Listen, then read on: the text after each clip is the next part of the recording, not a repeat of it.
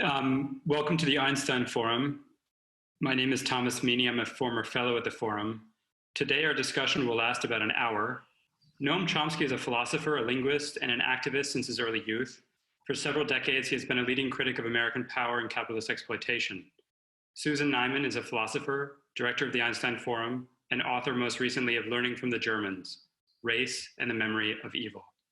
And I can only share Tom's welcome, and also thanks to both of our fellows, Tom Meaney and Sham Wipaluri, who's organized this conversation from his quarantine in India. So you're now connecting with at least 3 continents. I have a very long list of questions that I would like to ask you, Noam. I want to start by noting that you have recently said we are living at the most dangerous moment in history. And nevertheless, I have perceived in looking at some of the things you've said in the last month or so, I perceived a strong note of hope.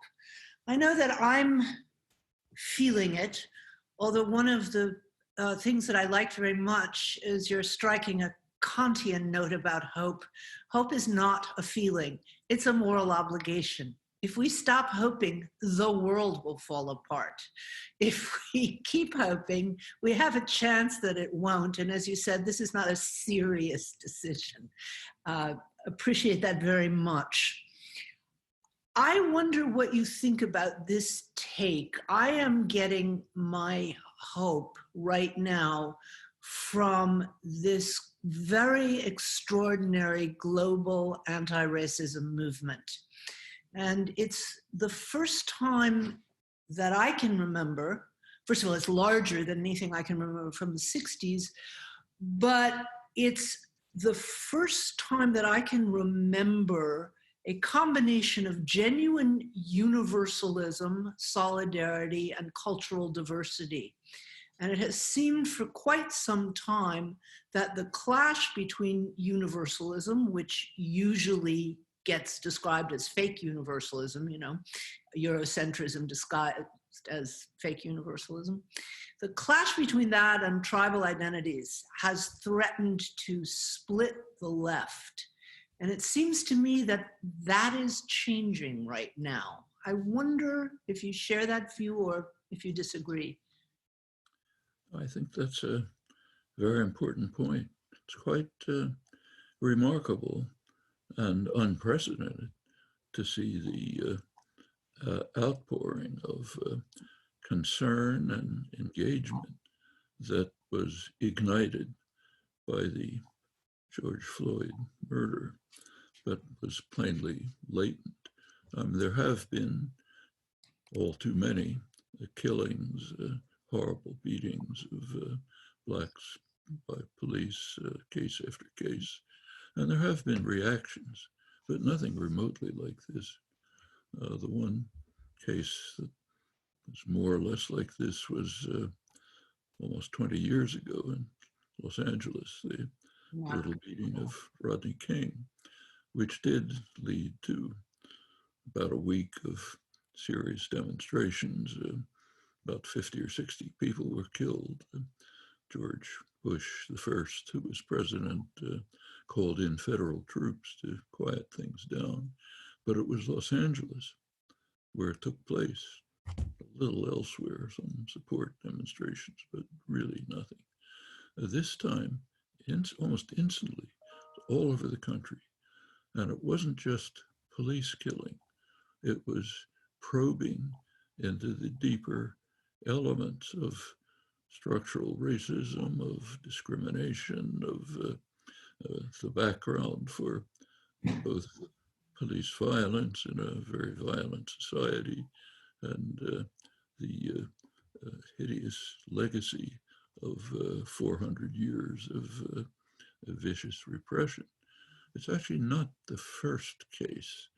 Interestingly, about a year ago, I'm sure you saw, the New York Times ran a series, 1619, they called it, the year of the first slaves brought to the United States. And it was a pretty eloquent series of exposures of much of what happened during this 400 years.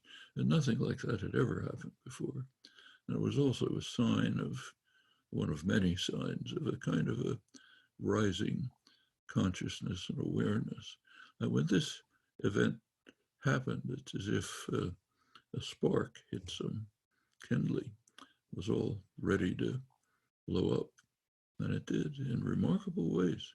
The level of one thing that's striking is not only the scale, but the solidarity.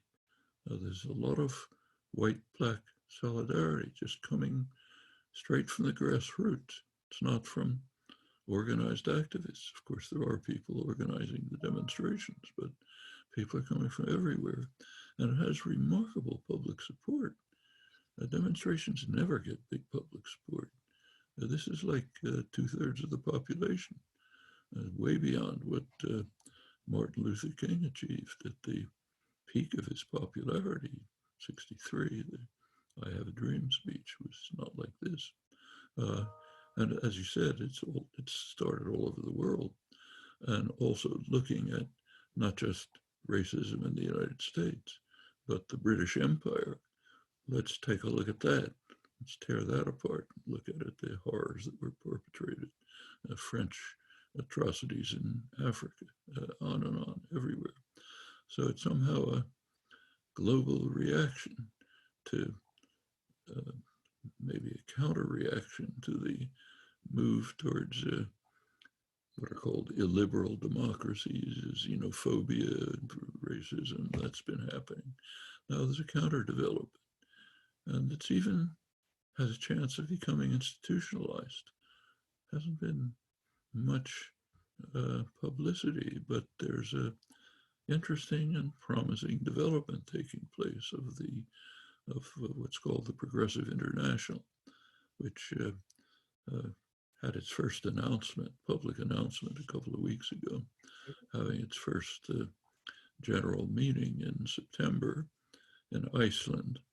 The Prime Minister of Iceland is one of the members of the directing group.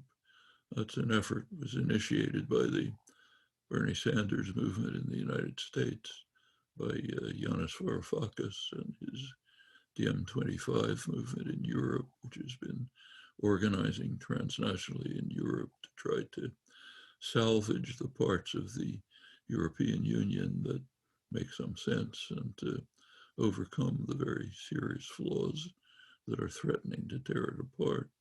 So it's been working in Europe, Sanders in the United States, now trying to expand globally, bringing in voices from the global south, from India, from Africa, elsewhere, to see if a major international organization can be created to bring together the kind of struggles that are clearly international at this moment of extreme crisis. And you started by mentioning that, and it is an extreme crisis. We're facing a confluence of crises coming together at a remarkable moment. One of them is the racism, one is the pandemic, another is the extraordinary threat of global warming, all of these international. Another one is the sharply increasing threat of nuclear war, as the United States is tearing to shreds the last remnants of the arms control regime. And another is simply the deterioration of democracy. And it's worth looking back to January.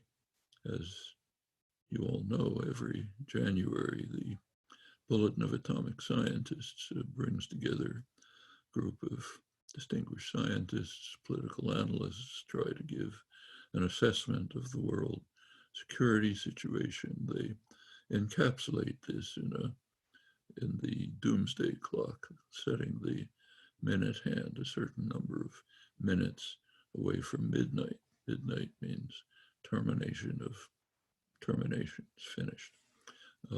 First set in 1947, right after the atom bombing. It's been 7 minutes to midnight at that time. It's been oscillating since. As soon as Trump was nominated, it was moved towards midnight. Every year he's been in office, it's moved closer to midnight. 2 years ago, it reached the closest it had ever been, 2 minutes to midnight. This January, the analysts gave up minutes. They moved to seconds. It's 100 seconds to midnight. It raised 3 issues. This is before the pandemic was known. The 3 were the ones they've brought up before. The one was the dire and growing threat of nuclear war. The second is the increasing and equally dire threat of environmental catastrophe. And the third was deterioration of democracy. Sounds a little out of place until you start to think about it. It's only through a vibrant democracy of engaged, informed citizens participating in determining the fate of the world. It's only that way that the 2 existential crises can be dealt with. No, I by no means want to ignore the warnings, but what I'd like to focus on just for a moment longer is the fact that we seem to be living in a very vibrantly democratic moment at which there is a bigger chance to turn things around than I had feared for quite a while. I wonder, just one point of information I was reading about the Progressive International just very recently. Can you say a word to those of us who might be interested in supporting or joining that movement? Should we go to a website? What can we do? There is a website which gives a method for joining. Individuals can join, organizations can join. And if it reaches a significant scale, especially by September when the first meeting will take place, could be a counter to the reactionary international, which is being forged quietly before our eyes.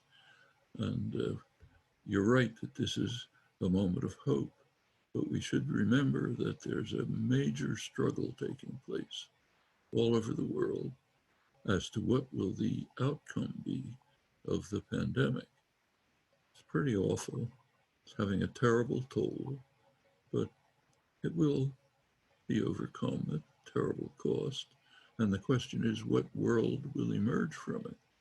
Well, there's one organized, dedicated force that is working very hard, relentlessly, every moment, to ensure that what emerges will be essentially what created the crisis, but a harsher and more authoritarian version of it. Greater surveillance, greater control, greater domination by the forces that have brought this neoliberal catastrophe that is at the basis of a lot of the crises that we're seeing. They're working hard. Question is, will there be a counterforce? Well, the moment of hope that you describe is one hope for the emergence of a counterforce. Progressive International is another. And this is a major conflict, kind of international class war in a sense, which will determine the fate of the world on all of these issues.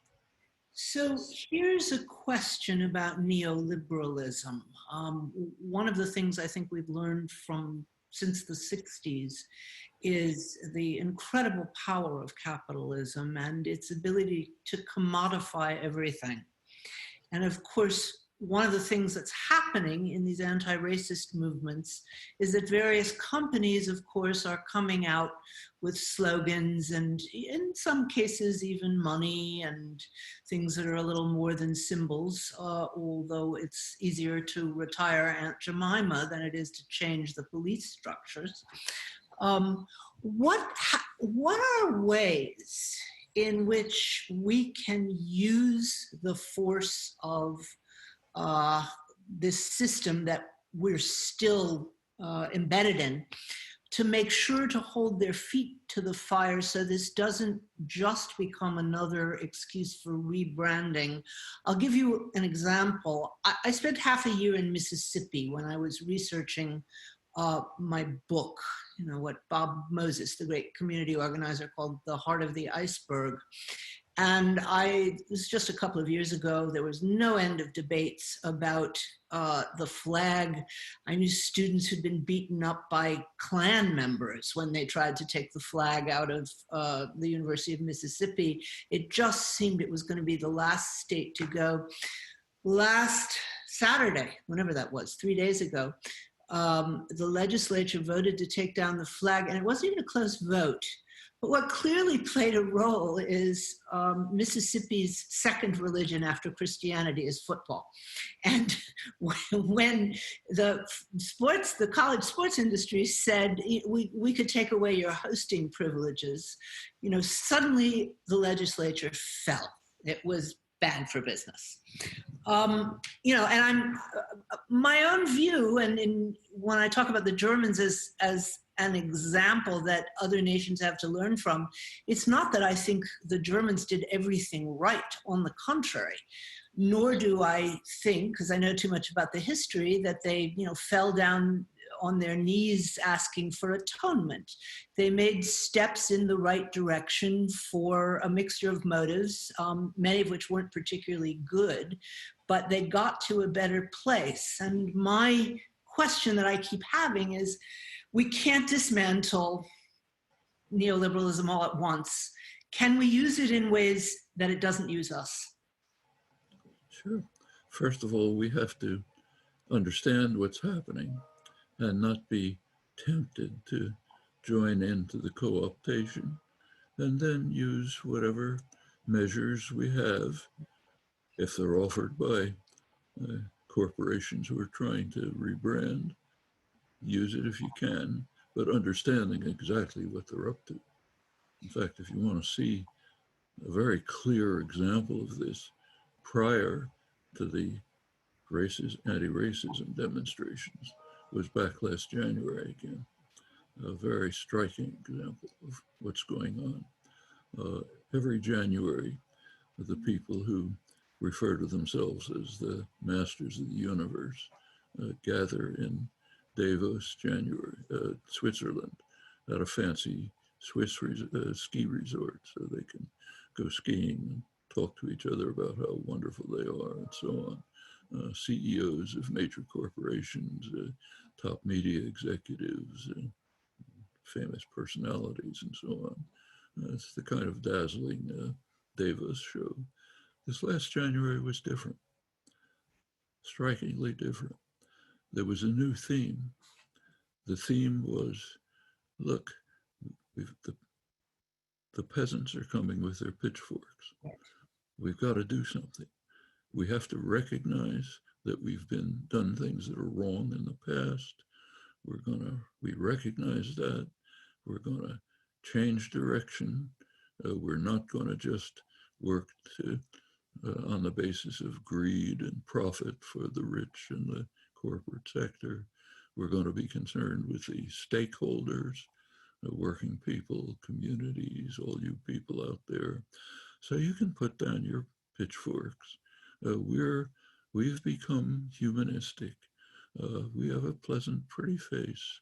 You can trust us to take care of the world. We'll make sure that everything's fine.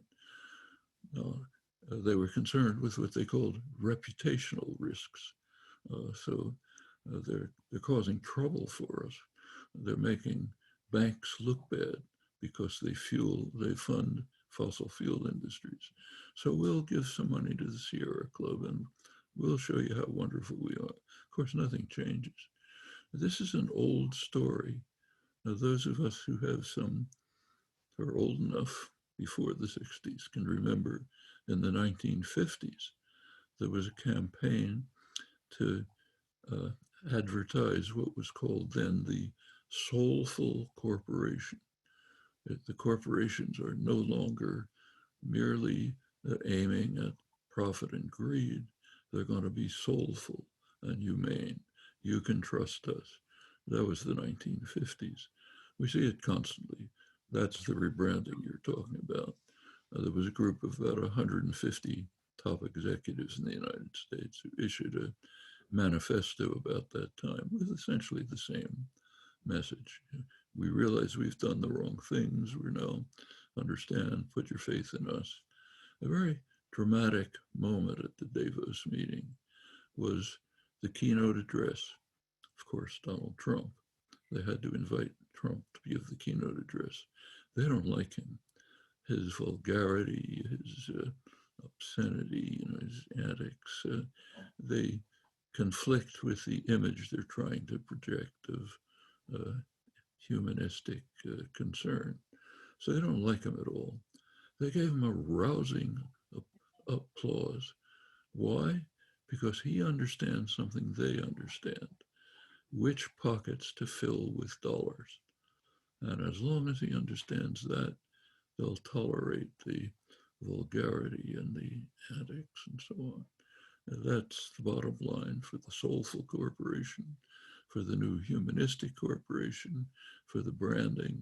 If we understand it and are not misled by it, we recognize its roots, we see the nature of the system, however it tries to disguise itself, we use what tools it provides to undermine it, but mainly our own, which is coming with the pitchforks. That changes things. That's brought about the changes. It's bringing about changes right now. And so it takes well, go ahead, I'm sorry. Well, I just wonder if you can answer a question that I have been wondering about for a while. I've never been to Davos, but I know some people, strangely enough, who are involved in the organization. And I have asked them, and I know they're worried about the pitchforks. They talk about it. But I've asked them, there are not enough mountains in the world for rich people to build compounds for their grandchildren on. Why in the world are they not taking the climate crisis seriously? Sheer self-interest. Forget about, let the rest of the world die. There's not enough room to save the people that they would like to save. Do you understand? It's an interesting psychological phenomenon. So take somebody like Jamie Dimon, the CEO of JP Morgan Chase, biggest US bank. I've never met him, but I'm sure he knows as much about global warming as you and I do. He knows it's a disaster. In another couple of generations, human life will, organized human life will be impossible. And nobody's going to live in any compound if tens of millions of people are fleeing from uninhabitable places, sea levels rising, it's all gone. He knows that. He's pouring money into fossil fuel industries. Now, how do you account for the psychological phenomenon? You can sort of see the reasoning. There is some reasoning behind it. I've never asked him, but I'm sure this is it. He has two choices. He could go along with trying to maximize profit for JP Morgan Chase, pouring money into destroying the world for his grandchildren. That's one choice. The other choice is to refuse to do it, to be thrown out. Somebody else comes in who will do the same thing. These are institutional structures. The system is based on maximization of profit for short-term gain. I mean, take the pandemic. We're now facing right now a situation very much like 2003. 2003, there was a SARS epidemic. It was contained. It was a coronavirus epidemic. Scientists told loud and clear, you got to prepare for another pandemic, a real pandemic, more serious than this one, another coronavirus. We know what to do. You have to prepare, study the viruses, investigate their range, study their genome, be prepared to create vaccines, set up a pandemic preparation system for when it comes. Do all these things, we'll be able to do it. Nothing happened. The main reason is just capitalist logic. The drug companies have the resources, have huge laboratories, but you don't make profit by preparing for a catastrophe 5 or 6 years from now. You make profit by something you can sell tomorrow. Pills for depression, body creams, cancer, heart remedies, and so on. That's what you make money on. So they're out. What about government? I mean, government actually has huge, wonderful laboratories, endless resources.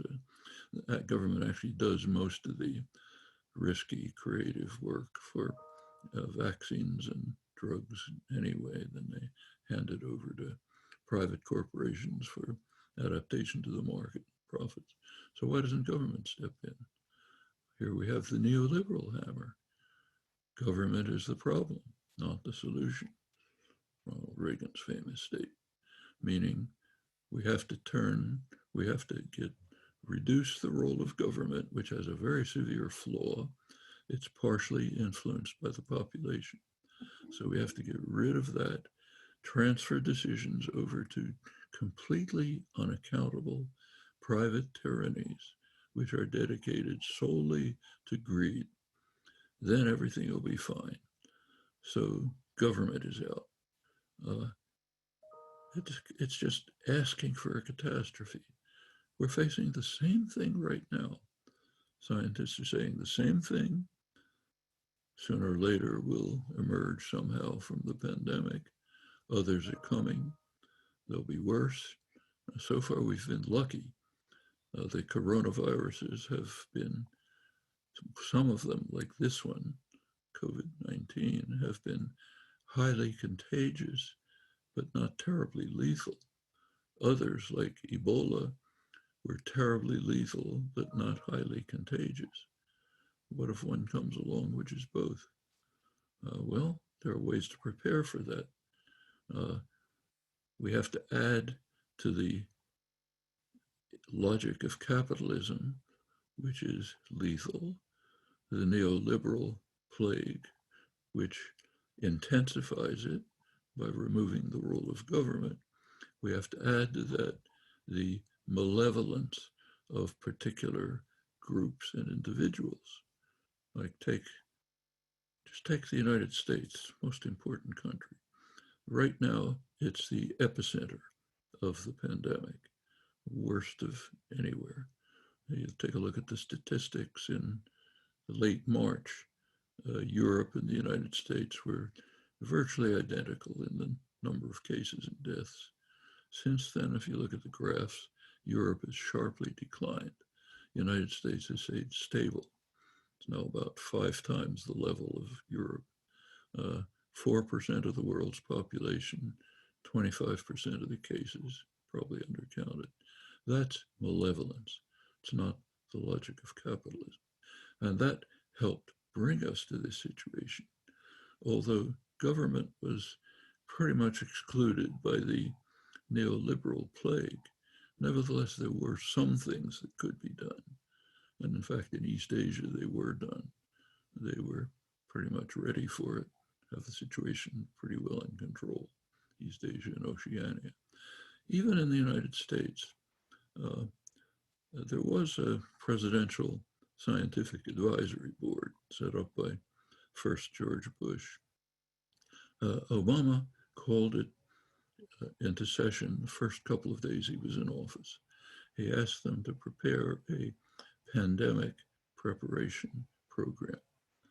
About a month later, they came back with it. It was implemented. Something was in place in case a pandemic came.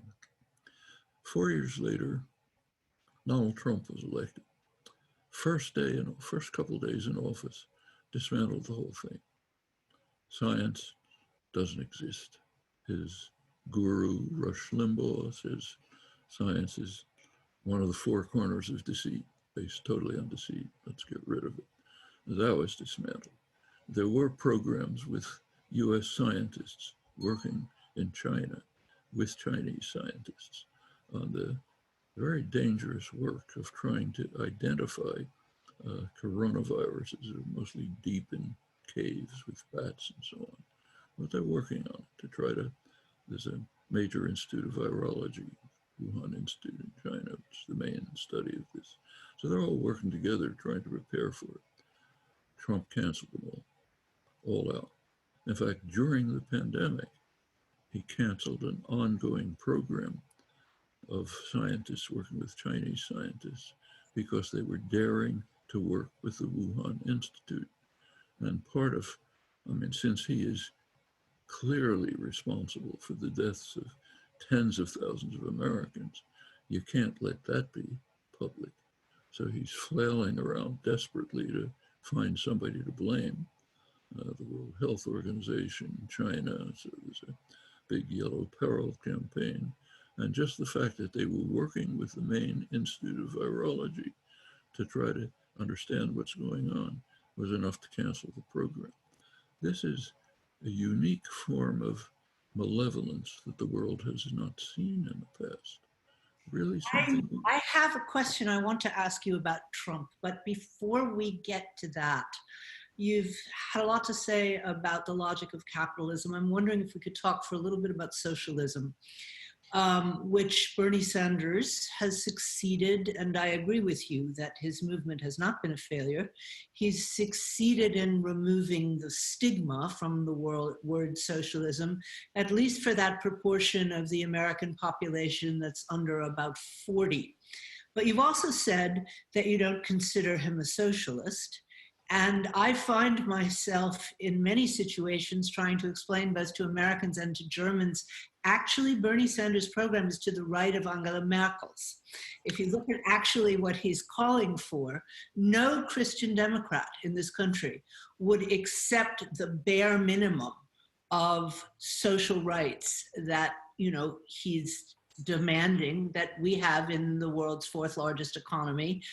This is not little Denmark or Finland. It's a serious capitalist country with income inequality and all those good things, but we basically have a social democratic conception of rights, which is very different from benefits. Nevertheless, what I find so interesting is that Sanders, who I've never met, I don't know what his, you know, what this is. It strikes me as a kind of touching loyalty that he continues to talk as if he were a socialist. And I would even bet that one of the mistakes that he made in the campaign when he was running ahead of Biden was to defend Cuba, which I thought he did beautifully. Somebody dug up an old quote he had on Cuba, and he said, well, I don't support any authoritarian countries, neither Cuba nor Saudi Arabia nor China, but they have a great healthcare system and a great literacy system as well. And he dug down on it, and that was too much for an American public. That's my take right now, but I wonder what yours is. I wonder if you have an idea of socialism that you think, if not immediately, maybe in neither of our lifetimes, might be a goal that would take us out of neoliberalism. Let's take a look at, the United States is a very curious country. It's the only country in the world outside of, you know, ultra-right dictatorships where the word socialism is anathema. In every other country in the world, it's like, I'm a Democrat. I know. Say I'm a socialist, I'm a communist, okay, so that's what you are. The United States is totally different. It's a curse word. Let's take Cuba. There's a vote every year in the UN General Assembly on the US economic strangulation of Cuba. It's unanimously opposed. The only country that goes along with the United States is Israel, because they have to go along with the United States. If they don't, they're finished. They decided years ago to, it's a long story, but they decided to put all their marbles in the same bag. We'll support the United States, they'll support everything we do. So they're stuck. But aside from Israel, unanimous vote against it. It's not even reported in the United States. Cuba is anathema, hideous story. But take what's happening right now. It has to do with Germany as well. Germany delayed in dealing with the pandemic. It wasn't as fast as the East Asian countries or Oceania, but it did finally sort of get its act together. Unlike the United States, Germany had not run the health system totally on a business model. The United States, ultra neoliberal. The hospitals are run like an assembly plant for an automobile. You can't have any spare capacity. That would waste money. So no extra beds and no diagnostic capacity. If anything goes wrong, total catastrophe. Germany had extra beds, diagnostic capacity, was able to deal with the matter. Merkel took a pretty reasonable position. Germany managed to cut the deaths very low. There's a country not far to the south of Germany in Austria called Italy, which had a terrible pandemic in the north. But there's something called the European Union. Did Northern Italy get any help from Germany and Austria? Later, but not immediately. Virtually nothing. But they did get help from Cuba, the one genuine internationalist country in the world, which sent thousands of doctors. They've done it many times before. This occasionally gets reported in the United States as a denunciation of Cuba, because Cuba uses slave labor to force them to go to places like Italy, and then steals their wages, meaning a portion of the wages go back into the Cuban health system. So therefore, we have to demonize Cuba as a hideous totalitarian state. What's going on with Cuba? The United States is a very free country, freest in the world in many ways. We have internal documents to an extent that no other country does. We know what the planning was, what the reasoning was. For 60 years, almost instantly after Cuba gained its independence, the United States has been attacking Cuba, major terrorist war under Kennedy, economic strangulation, trying to destroy it. And the reasons are very explicit. Early 60s, read the internal documents. Cuba, we cannot tolerate Cuba's successful defiance of US policies going back to the Monroe Doctrine in the 1820s, which determined that the US is going to dominate the hemisphere. Couldn't do it at that time. Britain was too strong, but over time, gradually happened. We cannot tolerate successful defiance of this. It may stimulate others to pursue the same course. So we have to, as Henry Kissinger put it, we have to destroy the virus before it spreads contagion. He was happened to be talking about Allende's Chile, but the same thing here. So that's the reason for and very interestingly, this is done even in opposition to major centers of American capital, which is unusual. They usually determine policy, but this is one of the cases where state interest overwhelms even centers of private power.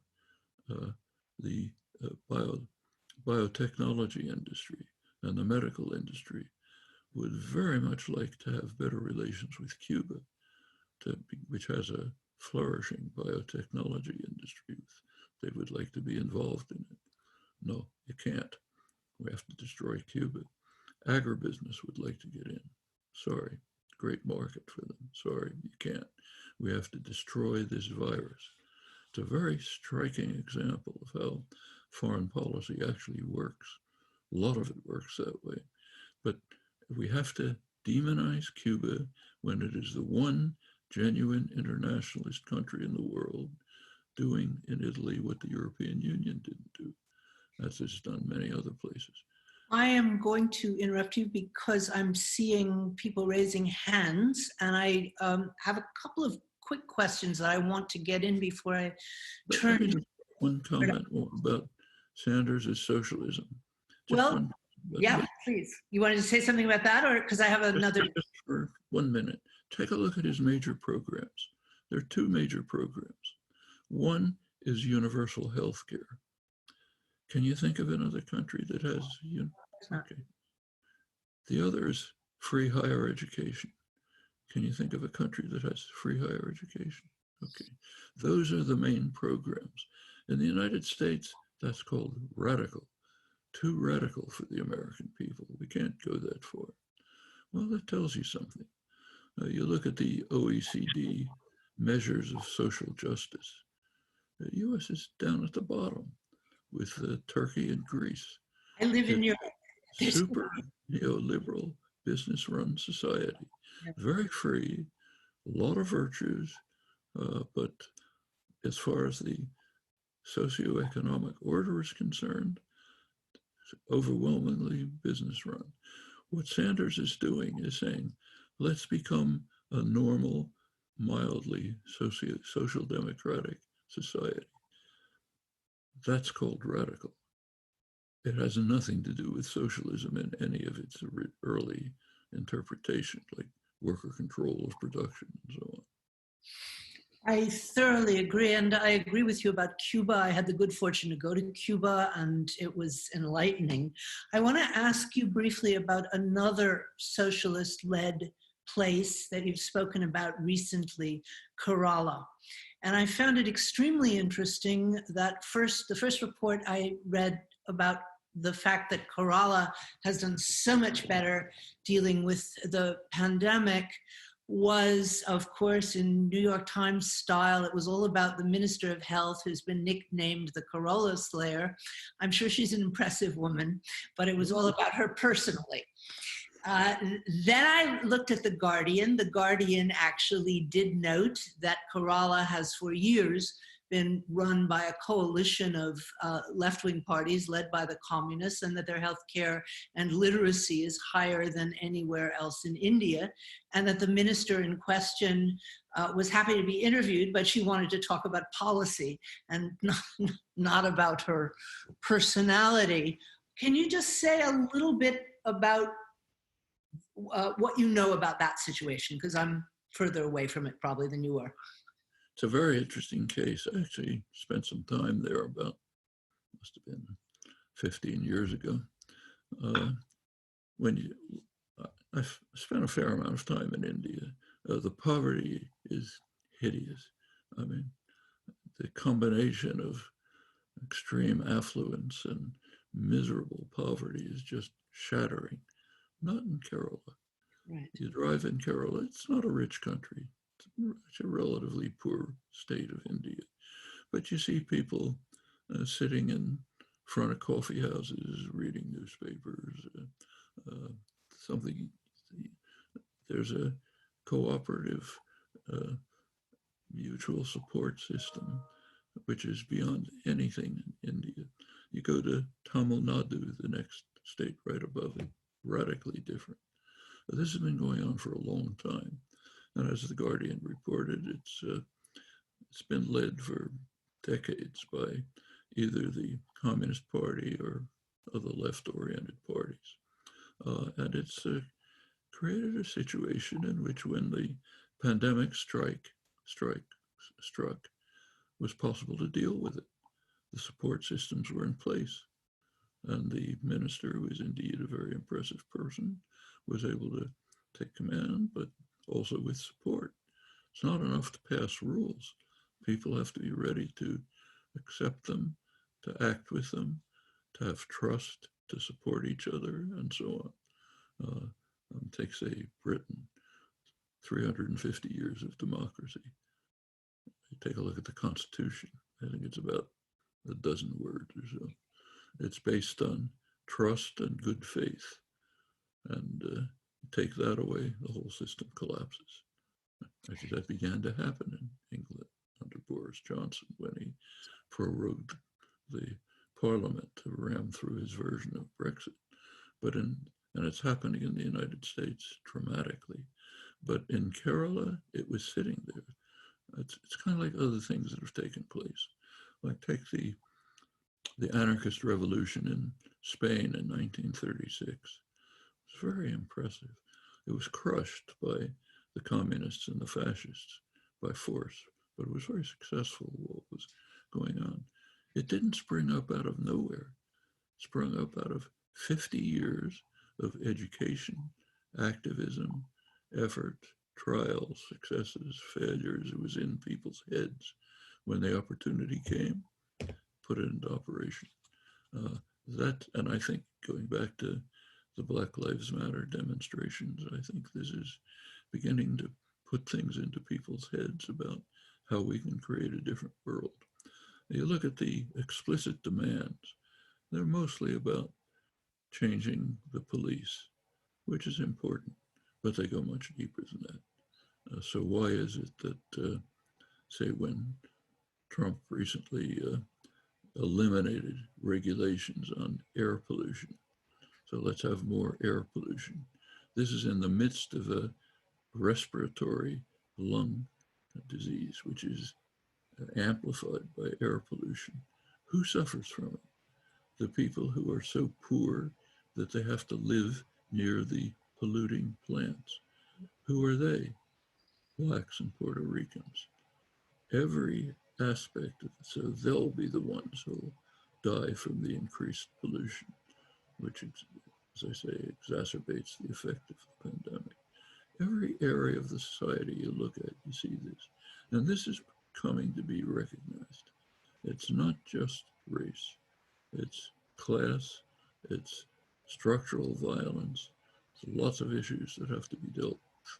Now, maybe consciousness will indeed become able and willing to press on all fronts. So the Davos guys will have to be a little more frightened about the reputational risks, and maybe they'll be forced to do things. We can take advantage of that, dismantle a pathological system within which the world can't survive much longer. Before I relinquish the microphone, which Tom, I promise I'm about to do, I have two brief questions that will be of interest both to German and American listeners, but presumably also to everyone else who's on this conversation. You have said that you think Trump is worse than Hitler. This breaks a major German taboo. I wonder if you could just elaborate briefly. Let's take the worst declaration that ever came out of Germany, the Wannsee Declaration. Let's kill all the Jews, let's kill 30 million Slavs, Untermenschen, and so on. Did it say, let's destroy organized human life on Earth? Well, there's a Trump administration document that does say that. It should get more publicity.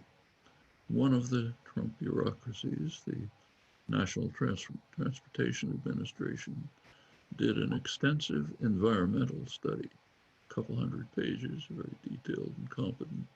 They conclude that on the course that we're advocating, by the end of the century, end of this century, temperatures will have risen 4 degrees centigrade. That's calamitous. And then they make a recommendation. Let's eliminate the regulations that restrict emissions from cars and trucks. Why? Well, we're destroying everything anyway, so let's enjoy ourselves. Compare that with the Wannsee Declaration. Furthermore, this is not just a declaration. This is policy. So let's take February of this year. Pandemic is raging. Trump comes out with his budget proposal, February for the next year. Defund the Center for Disease Control and every health-related aspect of government, as he's been doing every year. So let's do it more. Increase funding for fossil fuel industries and for the military. So in other words, let's race to disaster even faster. And furthermore, this is happening, encouraging and opening up more fossil fuel production, eliminate regulations which somewhat mitigate the catastrophe and offer some time to deal with it. Compare this with Hitler, maybe the worst monster in history, but was he dedicated to destroying organized human life on Earth? With his party behind him, incidentally. It may sound like, whenever I say this is going to sound like an outrageous comment. And then I make the comment and then look into the evidence. And the evidence is there. I don't find it outrageous at all. I've even said similar things. Very, very last question for those American voters who, like me, voted for Sanders in the primary, but unlike me, are considering not voting in November. I know you have some words for them. Would you? Well, there is no choice of not participating in the election. If you decide not to vote for the Democrats, you're giving an extra vote to Trump. That's just arithmetic. You can argue about a lot of things, but not arithmetic. If Biden has one less vote, that's the same as Trump having one more vote. So you have a choice. You have 15 minutes. If you're serious about politics, politics is what's happening on the streets in the United States. Politics is activism. It's what's making the men in Davos cringe. It's the reputational risk that you're forcing. It's what's forcing the Democratic Party program farther to the left than it's been in living memory because of the young kids who are banging away at the doors and the Sanders movement and so on. That's politics. So take 15 minutes away, decide if there's significant difference between the candidates. This time there's a chasm. And then take a few minutes to push a lever and then go back to politics. That's the way you should be looking at it. The left rarely votes for anyone. They vote against someone. This time, the person to vote against is obvious. It's a real threat to the survival of organized human life on Earth, plus what he's doing to American democracy. But just take a look at what recently happened.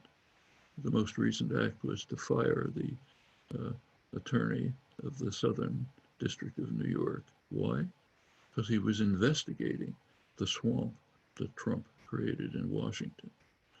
A couple of weeks earlier, Trump fired all of the inspectors general, the officials designated by Congress to look over the departments of the executive for corruption and malfeasance, all fired because they were looking into Trump's swamp. These are the actions of a tin pot dictator of a small neo-colonial country somewhere, which has a coup every 3 years. That's very serious. Meanwhile, Mitch McConnell, who runs the Senate with an iron hand, has turned, the Senate used to be a legislative and deliberative body. That's gone. Does only two things for the recent years. Passes laws to enrich the very rich in the corporate sector and staffs the judiciary, top to bottom, with ultra-right, mostly incompetent young judges who will be able to block any progressive legislation for a generation, no matter what the population wants. This is part of the campaign, one part, to create a world, post-pandemic world, which will be much like the one that's creating the crises, but harsher, more brutal, and more authoritarian. And unless that's countered by popular activism, it's going to be a very ugly world and one that won't last long. Thank you very much. I'm going to turn this over to Tom and say we have a rapt audience. So as long as you have energy, Noam, we can go slightly over our original plan. It's your show, you get to say. I know Tom had some very interesting questions that he wanted to ask as well. Maybe, Tom, you want to begin with one or? I can just have to say I have plenty of energy, but I have another interview coming up. So I can go a little over, but not much. Okay. Tom, you want to? Well, the first question is an amalgam from an anonymous attendee and Trond Kuster. And the question is, how do you think about the ideology of growth? What is the best stream of counter thought? Steady state economics of Herman Daly, the participatory economics of your friend Michael Albert? Does the pandemic make for new opportunities? What do you think is the most promising counter thought to the ideology of economic growth? Well, with regard to growth, we have to be cautious. You can't continue with the kind of growth that we have. That's suicidal. But does that mean you have to end growth? I suppose we want to move to a renewable energy, which we must. And we have to get rid of CO2 emissions within a couple of decades. But that means solar panels, wind turbines, weatherization, rebuilding homes, reflecting surfaces, all sorts of things. Efficient mass transportation, all of that is growth. It's the right kind of growth. It's the kind of growth that offers a more livable and sustainable society. So I think the issue is not growth or degrowth. The issue is what kind of development takes place. Now, actually, this kind of growth does lead to degrowth. Once you have large-scale solar panels and wind turbines installed, they don't take much servicing to keep them up. So you begin to have decline in growth, decline in destruction of the mineral resources and the hideous conditions under which they're extracted and so on. What kind of society are we aiming for? Well, I have my own view. I think there's much to value in the ideas of participatory economics, but my own view is we're not smart enough, at least I'm not, to sketch out the details of an ideal society. I think we can give general guidelines. They should be based on eliminating illegitimate structures of authority and domination. One of the core illegitimate structures is wage labor. The idea that a person, in order to survive, people have to rent themselves to a tyranny so that most of their waking lives, they're under totalitarian control of a kind that Stalin couldn't dream of. Like Stalin couldn't say, here's when you can go to the bathroom, or here's when you can talk to a friend, or here's the path that you have to take between picking something up and going back to your desk. That's life for most people, for most of their waking hours. In the early Industrial Revolution, workers fought bitterly to block and prevent that, regarded as a fundamental attack on their dignity and rights. That should be recovered. It's recovered to a limited extent when you have co-determination, working people on management boards, but that's a very limited extent. It should go well beyond that. There should be worker control of production, community control of all community institutions, interaction between them. You can think of many free association of voluntary association of self-governed, self-ruled groups of both production, consumption, survival, policing, everything. You can sketch out that kind of structure. How exactly you could reach it and be implemented, my feeling is a lot of experimentation is necessary. I don't think anyone is smart enough to design it in detail.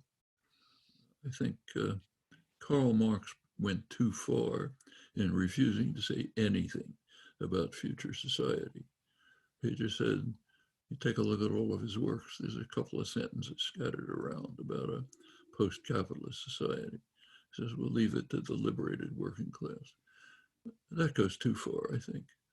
But at the other extreme, my own feeling is it also goes too far to try to spell it out in too much detail. I just think there's too much we don't understand about human beings and society. So let's try many ways to approach these goals. It's being done in many ways, even in the midst of the pandemic. So one of the striking things about the pandemic has been the way in which mutual support and self-help groups spontaneously developed all over the world, often in the poorest communities where the governments are doing nothing.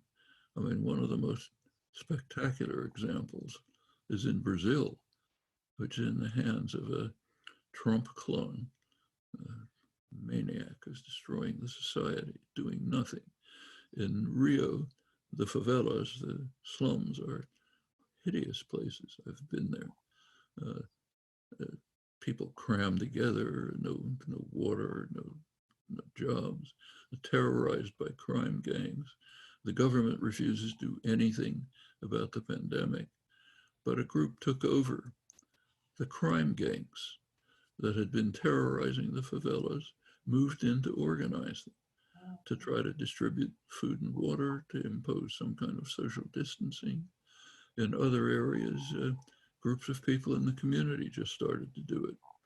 There's some elderly guy stuck in his apartment with no food, let's help him. You know, things like this are developing. The massive demonstrations in the United States and the world that we started with are another example of it. I think out of this can come the kinds of institutions in which people will learn how to live together in a mutually supportive fashion where your society is organized to deal with people's rights and needs and not with the obscene profit of a tiny group. We can move towards that, and we'll learn how to proceed on the way. Our second question is from Jonas Herms. Do successful protests in America have to take a specifically identitarian shape? It seems that the Occupy Wall Street movement, which specifically targeted neoliberalism, has not achieved the same scale as the Black Lives Matter protests, which at least nominally, at this early stage, are about Black lives and police. Well, Occupy, remember, was a tactic, not a movement. You can't carry out a tactic indefinitely. So the tactic of occupying, which has a terminal point, was very successful in its own terms. It's kind of like the Sanders movement, as Susan said before. It changed the structure, the area of discourse, what's sometimes called the Overton window, the arena of discourse and thinking and consciousness and policy formation shifted it. Occupy did the same. It, for the first time, put the issue of radical inequality right at the center of thought and action, which had many consequences. So it was a substantial success in its own terms. The Occupy activists tried to go farther, to move into community organizing. To some extent that succeeded, but it kind of dissolved the movement. It wasn't quite ready for it then. Maybe it's ready for it now. You make progress, okay? Both Occupy made progress, the Sanders movement did, Progressive International might. We're not going to achieve utopia by snapping our fingers.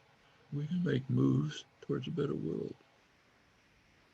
Our next question is from Nita Kumar. You were once relatively favored by America's left liberal intelligentsia. You were a leading writer for the New York Review of Books and other mainstays of the left liberal establishment. How do you account for your relative fall from domestic favor while finding more favor abroad? I was a writer for the New York Review of Books from 1967 till the early 1970s. That was a few years with the New York Review following the popular feeling of its basic audience, young intellectuals, moved to the left. There was an opening for lots of people, not just me. Franz Sherman, Paul Lauder, Florence Howe, Tom Hayden, lots of writers were writing the New York Review. And then their community shifted back toward the center. All of this ended. No more left writers. The New York Review is a very important journal. I read it all the time. Its policy is to be a little to the more dissident side of the center of mainstream intellectual life, but not too far. New York Times, unmentionable. I mean, I could go through. You said you read that the first thing every day, which sort of comforted me. I saw an interview with you, and you said that's the first thing you read. It's the best newspaper in the world. You got to read it with care. You have to understand what they're doing, how far they can go. I mean, let's take just one example, because it happens to be the headlines right now. Huge furor now about reports, unconfirmed reports, that the Russians paid Taliban to target American soldiers. What a crime. Now, there's no evidence for it, but it's a hideous crime. Let's nuke them. In the 1980s, the US publicly, openly bragged that its support for radical Islamist mujahideen was for the purpose of killing Russians. That was the announcement of the CIA station chief in Islamabad who was running it. Brzezinski and others were saying, we're giving them their Vietnam. We'll do a lot of killing of Russians. Did anybody complain about that? So suppose these charges are true. There's no evidence for them, but maybe they're true. Is that, by our standards, totally outrageous? I mean, we did it at 1,000 times the intensity and bragged about it. How about mentioning that? I interrupted. You were in the middle of answering another question. When I get excited, okay. Be rude. So please forgive me. You were talking about evolution from a good liberal leftist to something like a pariah in a lot of circles. Good liberal leftist during the brief period when liberal leftism was tolerated. By the early 70s, a major reaction set in, very strikingly. You can see it in two major documents that appeared, both quite influential in the early 70s. One is the Powell Memorandum. Powell was a corporate lawyer, later became Justice of the Supreme Court, issued a memorandum to the Chamber of Commerce, to the business community. It was private, but it surfaced. It was exposed. It was a call to the business community to take up arms to stop this heresy that was taking over the world, destroying the business world, taking over the media, the universities. We have the resource, namely the mild reformism of the 60s. We got to stop that. We have the resources. We have the power. Let's beat it back. That helped created the large part of the background for the neoliberal assault. There was another one that was more interesting on what's called the left, the first publication of the Trilateral Commission. That's liberal internationalists from Europe, the United States, and Japan. The Carter administration was drawn almost completely from their ranks. That gives you indication of their politics. Liberal internationalists, pretty much the same as a Powell Memorandum. Different rhetoric, more polite, but the same message. It's called the crisis of democracy. There's too much democracy. All kind of people are demanding democratic rights.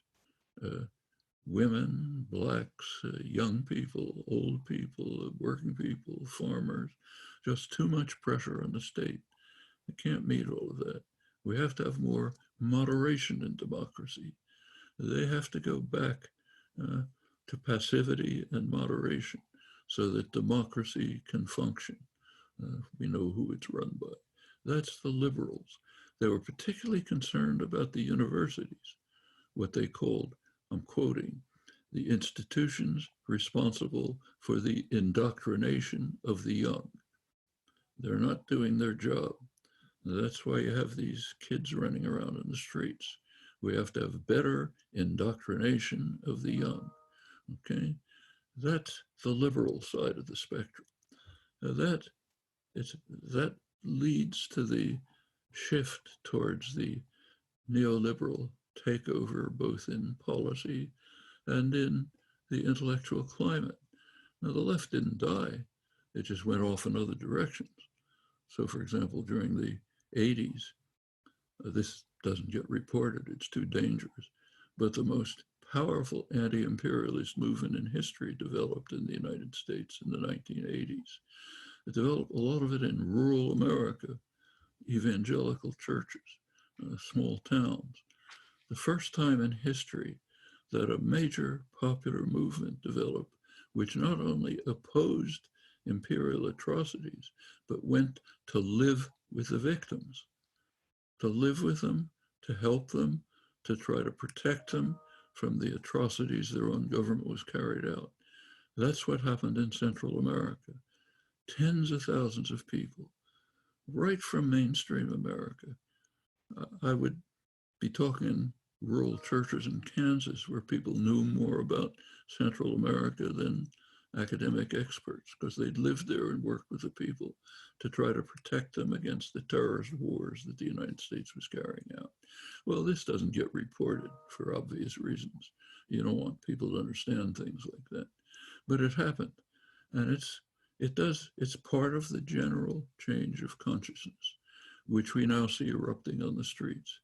These things happen stage by stage, a little bit here, a little bit there, Occupy, Central American activism, anti-racism, lots of things. That's the way we can hope for a better world. And unfortunately, I gotta leave. Well, it's a beautiful ending to the conversation. Thank you so much for joining us at the end. Can I say one small thing before you leave, Professor Chomsky? Yeah, it's been a wonderful pleasure to have you, and thank you for everything that you have done for this world. On a lighter remark, I know that apart from your dear wife Valeria, you also own a parrot. Would you like to say something about it? You have a parrot as a pet. Yes. Right out there. He's a bilingual parrot.